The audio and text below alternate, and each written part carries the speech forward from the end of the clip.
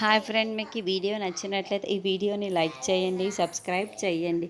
మిత్ర, లక్ష్మి అందరూ కూడా డైనింగ్ టేబుల్ దగ్గర భోజనాల కోసం ఏర్పాటు చేస్తూ ఉంటారు. అప్పుడే జయదేవ్ మిత్ర రేపు గుళ్ళో పూజ ఉంది, మిత్ర నువ్వు కూడా ఉండాలి అని చెప్తూ ఉంటాడు. ఏం పూజ అని మిత్ర అంటాడు. శాంతి పూజ అన్నయ్య, నువ్వు వదిన ఇద్దరు కలిసి చెయ్యాలి, జున్నుతో కలిసి చెయ్యాలి అని వివేక్ చెబుతాడు. అప్పుడే దేవయాని, మనీష ఇదంతా దూరం నుంచి వింటూ ఉంటారు. ఇప్పుడు మిత్ర ఏం మాట్లాడుతారో చూడాలి అని దేవయాని అంటూ ఉంటుంది.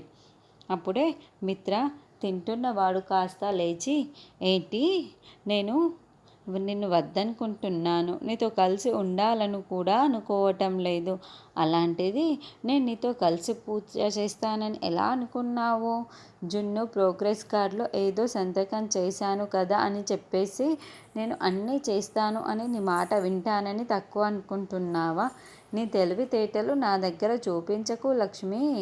జున్ను ప్రోగ్రెస్ కార్డులో సంతకం చేసినంత మాత్రాన నీతో కలిసి పూజలో కూర్చొని పూజ చేయాలని నేనేది కూడా చెయ్యను. ఏమనుకుంటున్నావు నా గురించి అని మిత్ర అంటాడు.